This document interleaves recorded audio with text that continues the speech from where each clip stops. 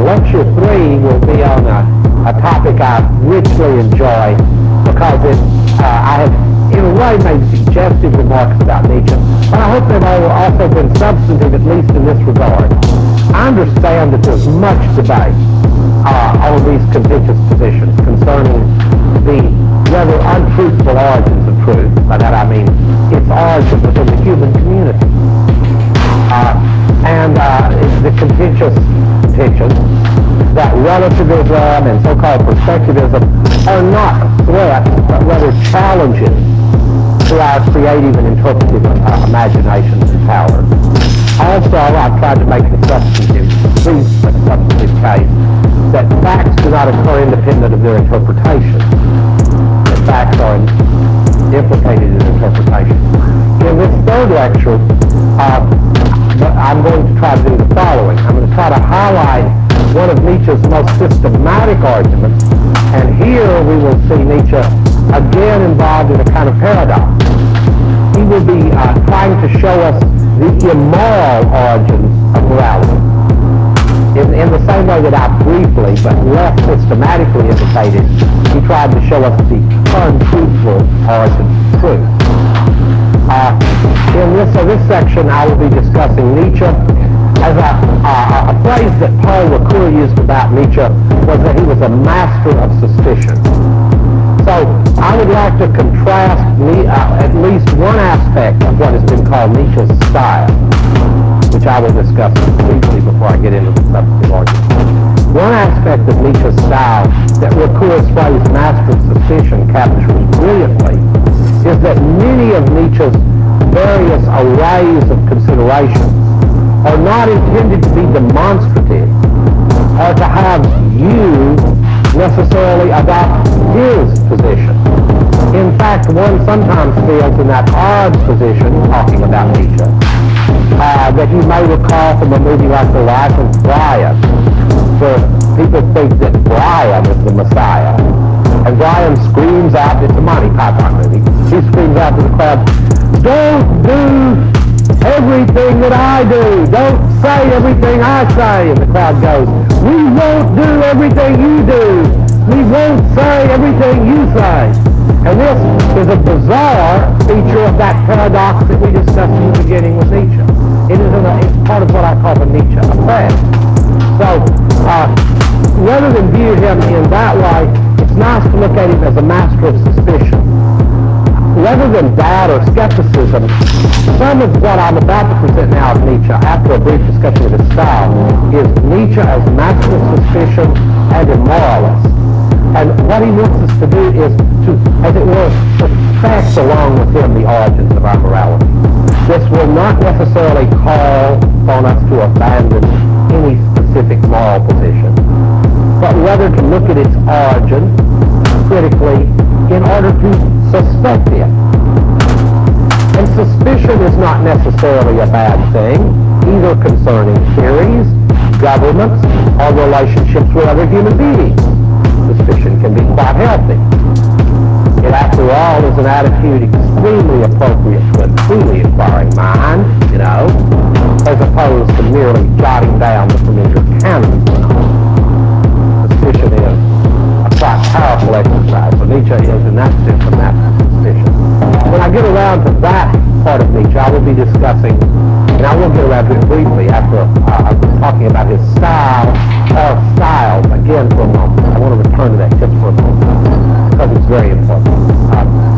After that, though, after that brief thing, then I will discuss on the genealogy of morals. That is perhaps Nietzsche's most systematic work.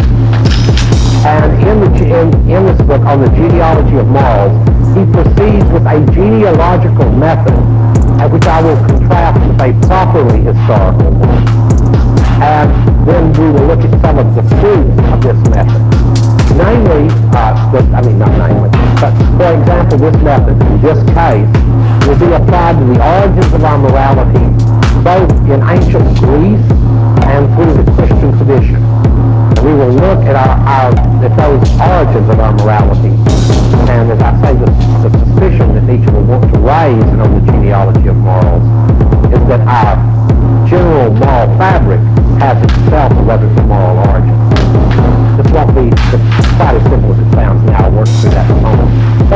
just a few remarks about Nietzsche's playful style, and here I want to mention some of the new Nietzsche's return, and some of these dangerous characters that lurk around the university now, deconstructing canons and letting women write about masturbation and having African Americans hold courses in their own culture and these outrageous things like that. We'll talk a bit about Nietzsche's style, or styles. There's a famous discussion, and you'd have to know a little bit about German philology and scholarship to really appreciate this. The German scholars do the complete text of someone's work. They don't leave much to chance. They dig through a lot of writing. They give complete work. So there's a rather famous scrap of Nietzsche's writing that I can't help but discuss briefly that will do two things. It will remind us of a little bit about Nietzsche's tricky style, because without his tricky style or styles and ways of presenting, perhaps this issue I'm about to talk about wouldn't have come up. And it's also another way to remind us about the undecidability, perhaps. By undecidability, I mean of interpretation. I mean how it is impossible to find a way above the plane of interpreting communities in which to judge interpretation, as it were a God's eye view.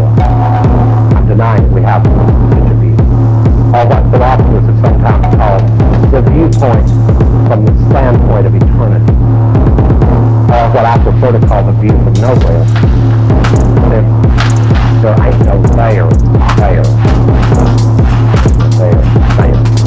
There's no viewpoint out there. Well, among Derrida,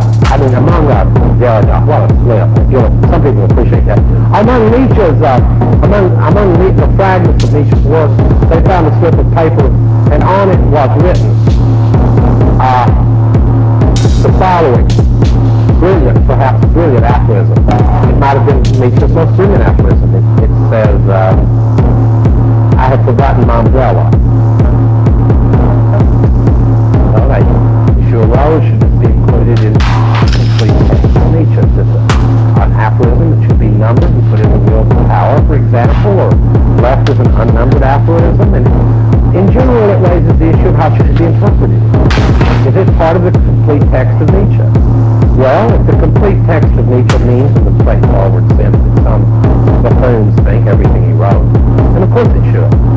But if a text is this special canonical thing, it captures the truly lasting and enduring legacy of Nietzsche, then one might want an argument why I forgot my umbrella should be included. You could expect to have such an argument.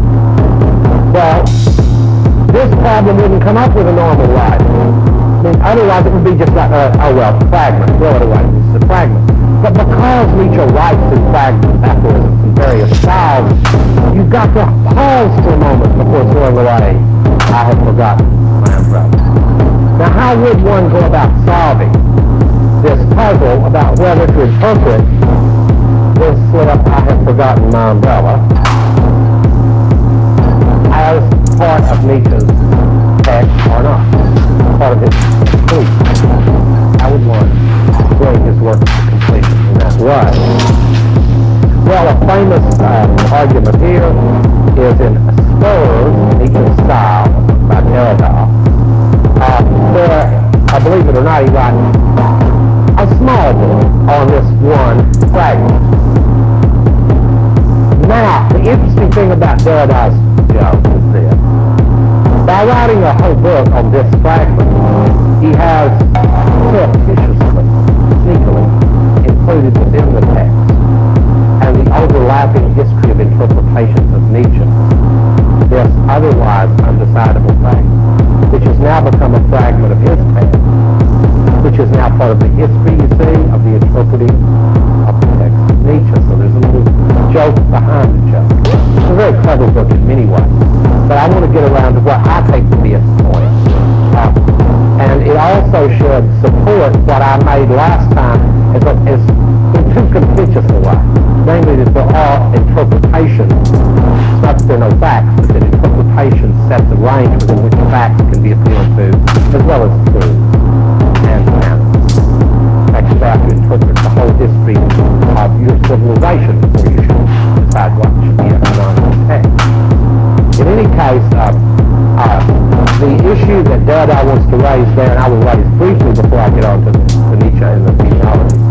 Derrida wants to raise in the spirit of Nietzsche, the question of the other side of biblical interpretation. The simple point that he makes is this. What is style in writing? We talk about a writer's style. Well, if a writer, something like this, a writer finding her or his own voice, unique way of, as it were, writing. Sort of odd because they must be selecting a voice from among that finite ensemble of possible narrative voices in the culture. Even when, as a brilliant writer might, such as Nietzsche or James Joyce, they extend the bounds of those possibilities. Not narrow them back to Shakespeare, extend the bounds of possible. But Nietzsche was one of those writers that did extend the bounds of possible writing. Style is a creation, as you see, of this kind of singularity. Nietzsche's styles, which should be in the plural actually, because there are many, Nietzsche's styles open the problem of interpretation in a radical way. Because, as Derrida argues, if there is style, there must be more than one. If there's interpretation, there must be more than one. This point is systematic and theoretical. Style is only style to the extent that we can distinguish and differentiate it from another style. Interpretations are interpretations only to the extent that we can distinguish and differentiate them from other interpretations. So the very idea that there might be only one way to write the truth, only one interpretation, one last and final canon, one last book, is a nonsensical idea. Good books don't lead to the end of writing. They produce volumes of writing. Plato's writings didn't end writing. For God's sake, they write about Plato every year. They write 25 more dissertations. Good books create more writing, more conflict, more canon confusion, not less. So that's a point I want to make to reinforce the very important idea. What we're dealing with here are interpretations. And that it is in the conflict, not the confluence of interpretations, that we can see, as it were, the life of a culture and of a people. Whether they are what Nietzsche calls decadent, in other words, on their way out. Now I'm going to cross what he means by that, on their way out. And before I give some of Nietzsche's quasi-positive mythology, life affirming, as I've been using it, means on your way in and up. Life denying, decadent, on the way out. Okay, that's West Texas gloss, but it'll have to do when we get on to the more positive theoretical work. Okay, now this is a systematic argument, and I don't think that I can finish it within the compass of just this lecture. I may have to return to it. But I wanted to start with that one last note to pin down that point on interpretation. The point being this: there can't be a single one, or there's no interpretation, and there can't be a single style, or there's no style. I mean, if a computer wrote everything, there wouldn't be a concept of style. It's all just computer reads. There's no style. Computer reads. There's got to be more than one to be style. There's no interpretation if there's just one. There's got to be more than one. So this is a systematic. Okay, now we're on to, thank God some of you are going to say, we're finally on to one of Nietzsche's a text where he does make a systematic argument recognizable to philosophers. That means he takes a theme, he pursues it through a series of essays, he sticks with it, he stays fairly serious about it, because it's a fairly serious subject. What he wants to trace is the origin of our moral values. This is not a discourse in ethics, it is a genealogy of the entire range of Western ethical discourse. So this isn't a utilitarian theory or an Aristotelian theory, a Unitarian theory, Kantian theory, deontological theory, none of those. It's an exercise in, as it were, going into their genealogy, their origin, in order to see what are the conditions for the possibility of all those theories and evaluations. The different projects. Not that there are all those other projects open or whatever. Nietzsche's after something different. And what will come out of the genealogy of morals, which we're on now, beginning to start, what will come out of it won't be a new moral theory, but a suspicion about moral theory. Just a suspicion about it. Okay, now let me tell you what I think is the genealogy of morals. What is its method? And I think for a change with Nietzsche, we can actually discuss method for a moment. Because we have now a precedent for discussing the method of Nietzsche and the genealogy. A very well-known French thinker, Foucault, has raised genealogy to an extremely high methodological level in a series of brilliant studies such as Discipline and Punish, The History of Madness, and in many other studies. So let me try to identify, along with Foucault, some of the elements that are genealogical as a method and oppose them to a kind of more historical approach. One would think a historical approach is what you would want if you were looking for origin. Well, let me try to separate the two briefly. I'll start by trying to give a brief account of what a genealogy is. A genealogy attempts to uncover the formation of an entire discursive practice. So in that sense, it is not within that discursive practice so much as about it. In other words, it wants to uncover the conditions for the possibility of that discursive practice. Let me try to give an example here without using Nietzsche. One might take the following interest in certain medieval texts, like the Maltucarium, which explains the conditions under which male prelates get to burn women, which they did by the thousands. Well, one might not want to know whether the women really were witches or not. To me, that would be an outrageous question. To me, I look after that. But I might want to know this. What were the conditions for the possibility of forming a discourse within which people even thought they could have a true-false, good and evil distinction about women being witches and making the male organ fly around the room and decapitating prelates in the dark and mating with animals? Who in the name of the world could have possibly thought they had the conditions for that kind of discourse as one that at the time was viewed as rational? I shouldn't say at the time, since the Maltucarium, a text on which has been praised in many circles, not too long ago, as a basis for a certain legal text that we read today law. Not suspect. The question here is, what are the conditions, not of these sentences true or false, because in a certain way, this is not a historical question. It's not like one wants to interpret them sympathetically and historically to understand them. One might not want to do that because you see them filled with too much blood and barbarism to stand for. Might make it too sick. But you might want to know a deeper question. What are the conditions that form the discourse? And I don't want to make it sound real textual and sort of a deconstructive literary. These are not just discursive practices, right?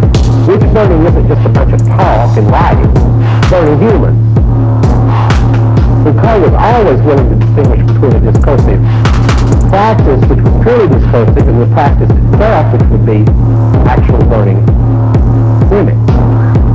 And I think that's a distinction, as long as you maintain it, whether it's common sense the way we're maintaining. Sort of like the distinction between chair and electric chair.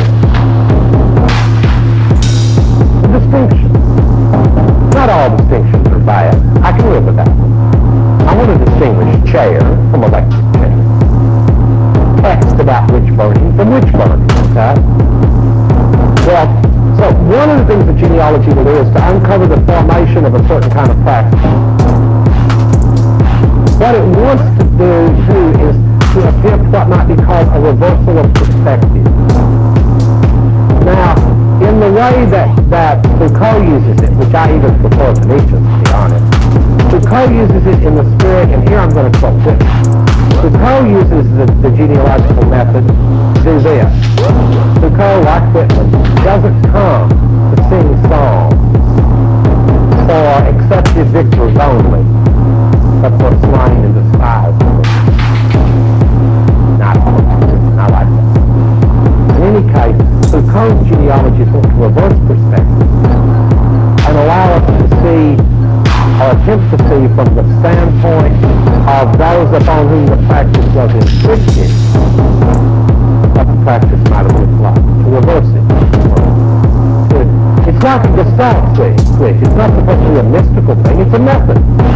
It's like when you're writing a history of the working class, and you're reading a bourgeois historian, you might decide, oh hell, I've read Subcircle, I think I'll pick up a book where some actual workers talk.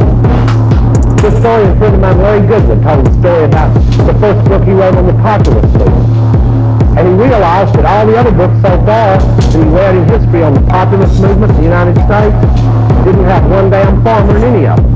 He thought that was odd. He said, I think I'll write a history about farmers, there's some farmers in it. Ridiculous thing to expect, like having a democracy without citizens.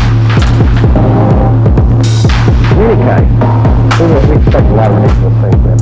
Yeah, genealogy has a reversal of perspective built into it.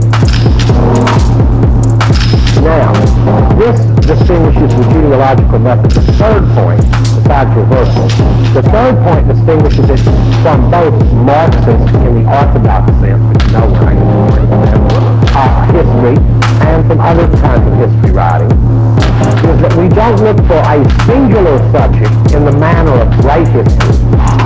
You know, history made by great men. That's the issue.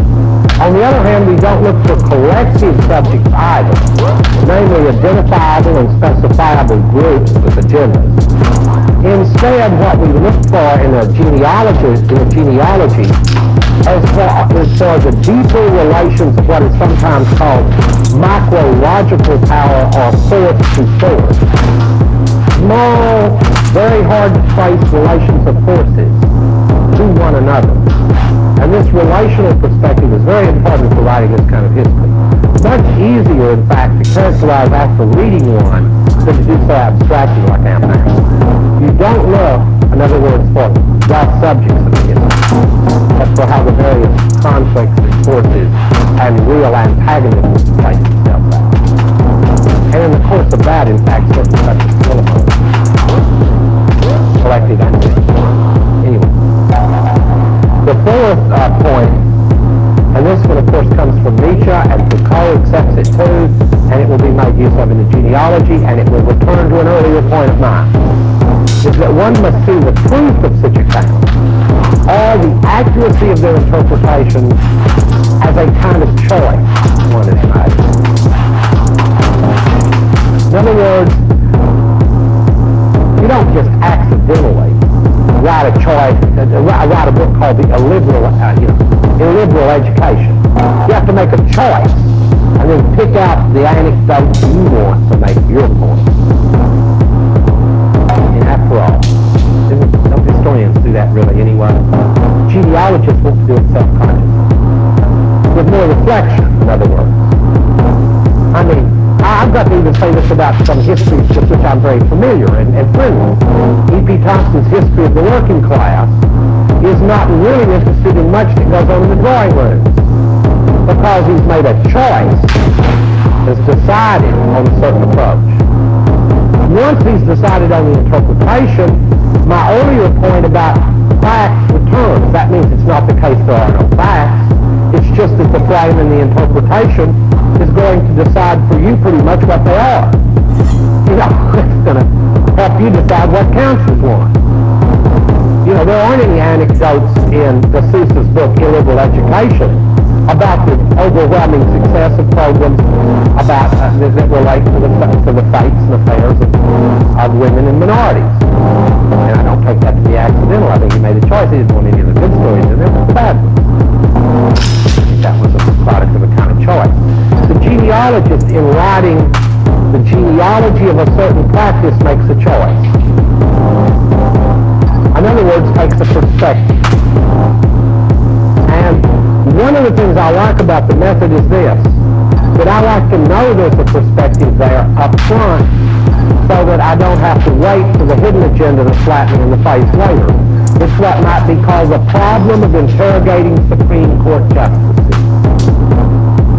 One would like to know in advance so one will be surprised later what their perspective is. One becomes profoundly dissatisfied if you're told they have no perspective. It's the same dissatisfaction one feels when one hears a white male saying, I am not a racist. Self-refuting remark. One you would feel compelled to make unless, look at it, I'm not a racist. You form certain things come back. Oh well, I'm not a racist. Always that. Wouldn't that relax you if you were an African American to hear that? Oh, don't worry about me. Not very relaxing. Now, all this is self-genealogy and the process and project of suspicion. Well, in the genealogy of morals, now we're into the argument, and I don't think that I can finish it in one lecture, but we will start Nietzsche's argument in the genealogy of morals. Sorry about that. Nietzsche wants to trace the origin of our values. In other words, what are the values of these Western values? He's not going to go into, he's an ethical theory. He wants to know what is the value of our values. Now, the question here, and I'll have to address it much later, is, well, what do you mean by value? And I've said rather vague things like value for a life. And I'll have to fill that in later with an account of Nietzsche's own myths and other things, and I will try to do that later. But for now, I'm after purely negative gain. In other words, now I just want to shoot my target. Later I'll fill some clay pigeons of my own. Right now I'm just shooting targets. This is the negative part of the argument.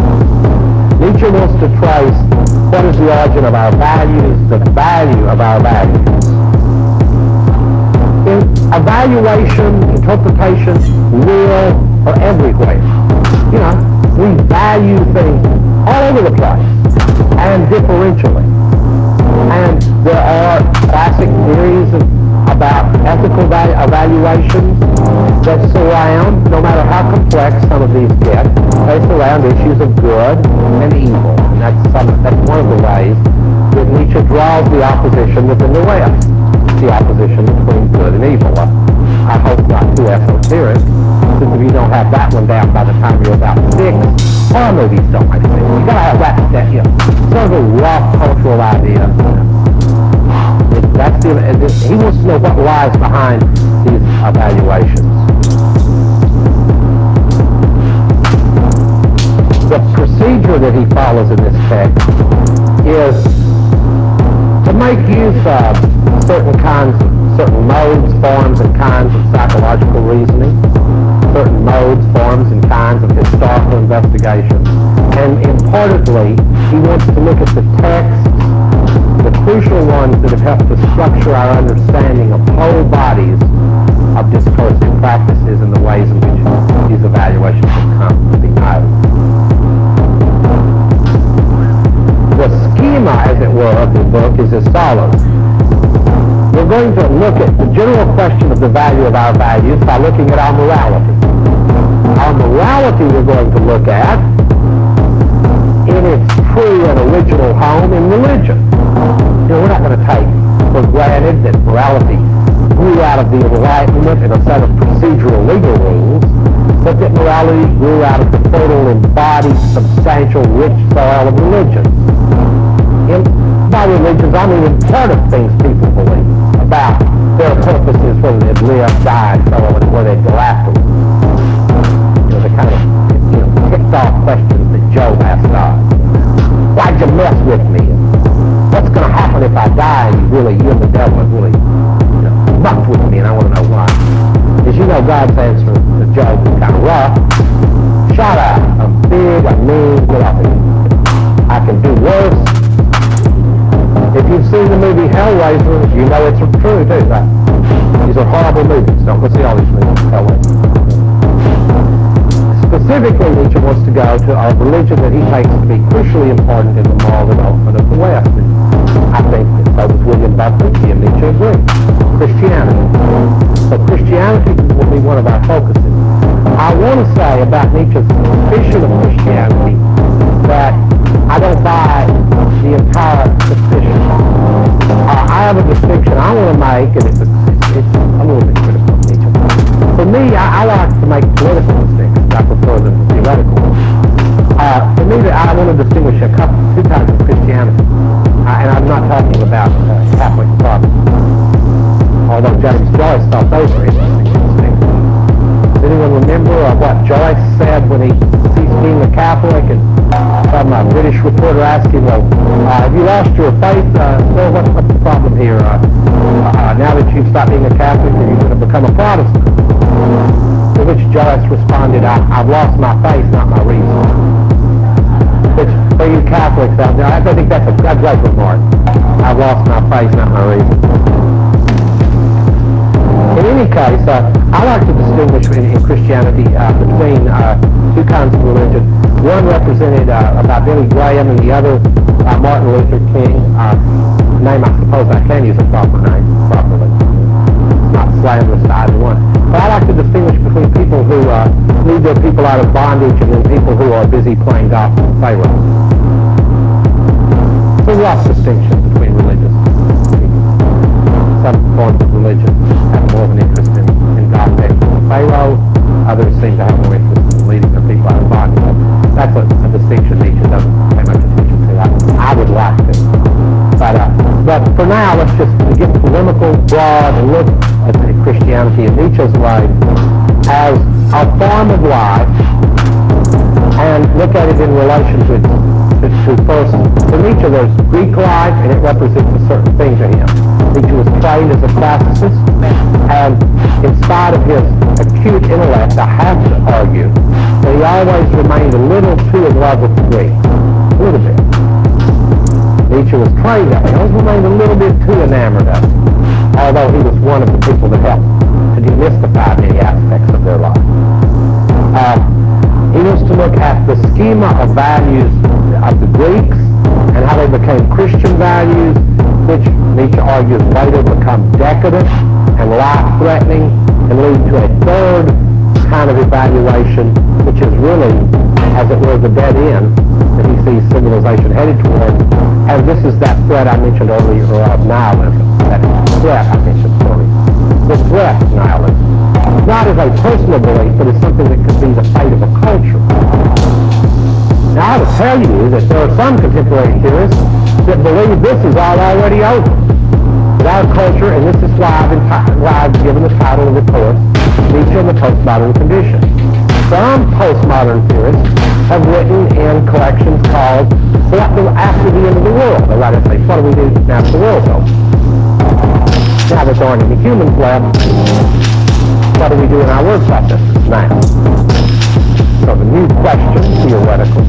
So to find out why people write weird things like that, it's good to go to Nietzsche and trace this, the development of these values and of moralities from the Greeks through the Christian religion and on to this situation of nihilism. Well, one of the ways that I like to do this is to try to warn you right away that if you read the Genealogy of Morals, and I hope you do, all of you, it's a good book. It's fun. There are lots of you do read it. Watch out for a sort of invidious binary in the text. Masters and slaves. Master morality and slave morality. The reason you should watch out for this invidious binary is that for Nietzsche, these are metaphors that tell you something about the origins of these value systems. And ultimately, you will find out that for Nietzsche, neither are satisfied. In other words, they're not positions he would adopt now. They're part of how our cultures move. He will identify the Greek ideals with master moralities and the Christian ideals with slave morality. hardly surprising now, is it? Because even if you see a Chuck Heston movie about early Christianity, you notice. But you could hardly help but notice that the origins of Christianity are among the classes of the despised, the oppressed, and the slaves. Hard to miss. Jesus isn't hanging out at the Kiwanis Club. He hangs around with hookers and cheats and frauds. Charlie. All the time. Only time he ever bumps into religious people, pisses them off, kicks over their houses, makes fun of them in the synagogue. I mean, that's a fair reading of the New Testament. That's not outrageous. Just read the damn book.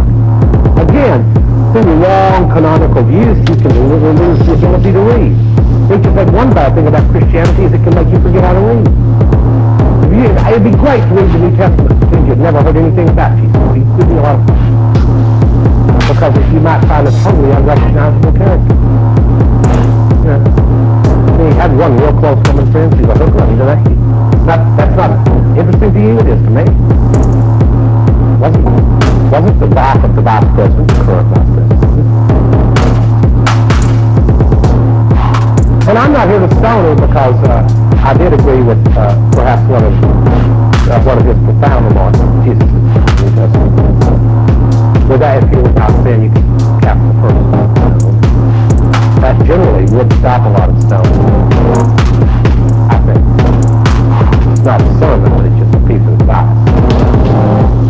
Well, Nietzsche in Genealogy of Morals contrasts the master morality of Greece with the slave morality of Christianity, and then follows it through to its next phase. One of the reasons he can do this so brilliantly, I think, is because of his background as a philologist. Nietzsche's background as a philologist. Nietzsche's background as a philologist warned him that certain words that were important in evaluation underwent very interesting semantic shifts between the Greek period and the Christian period. So, for example, the Greek word for excellent, arete, which is as close as we can come to saying it in West Africa. Arete might be another one. The Greek word for excellent comes to be translated in the Christian medieval period as something different, and then by the time we get to the King James Bible, and this is important, I would have just skipped the King James Version, because now we get for excellent something like, trying to think the exact word here, his movement is excellent virtue, piety. I'm not just narrowing virtue, piety.